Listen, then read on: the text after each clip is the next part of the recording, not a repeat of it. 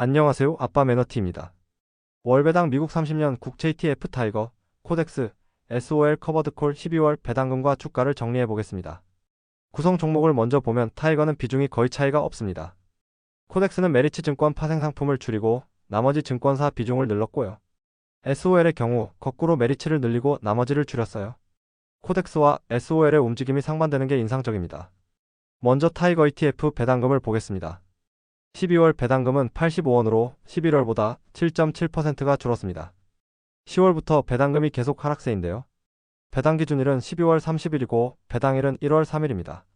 올해 누적 배당금은 982원이고 현재 주가 기준으로 배당 수익률은 11.7%네요.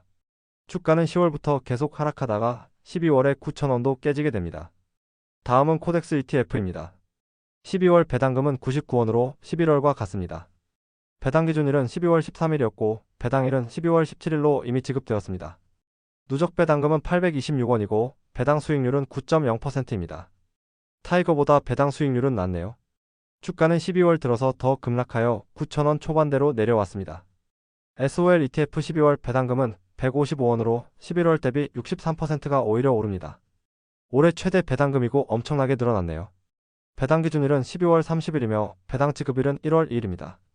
올해 누적 배당금은 1234원이고 배당 수익률은 12.6%예요.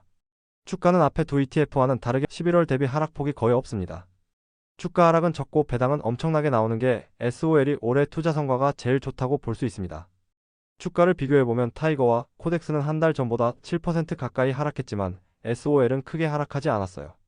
타이거는 KDI 미국 30년 장기 국채, 코덱스는 블룸버그 20년 이상 국채, SOL은 KDI 20년 이상 미국 국채를 추종하는데 기본지수와 파생상품 비중의 차이가 이런 결과를 만들어낼 수 있는지 궁금하네요.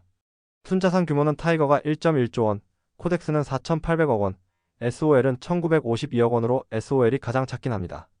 다만 8월부터 9월까지 주가가 상승할 시기에는 타이거와 코덱스 상승폭이 더 컸습니다. 이렇게 보면 SOL ETF가 다른 두 ETF보다 더욱 보수적으로 운영한다고도 볼 수 있겠네요.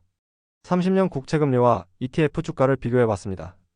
이번 12월에 30년 국채금리가 올해 최대치 수준이었던 4월과 비슷해졌습니다.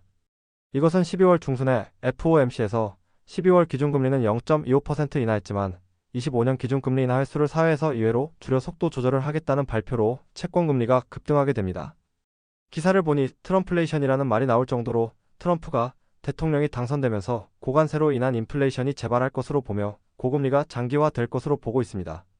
현재 미국이 대선을 앞두고 경기 부양을 위해 금리가 낮은 단기채를 대거 발행했는데 만기가 도래하게 되면 상환을 위해 중장기채를 발행할 경우 다시 한번 채권 금리가 급등할 수 있다는 기사도 있습니다.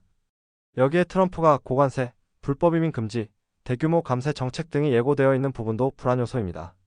채권 ETF에 있어서 25년에는 많이 어려운 상황이 될 듯합니다.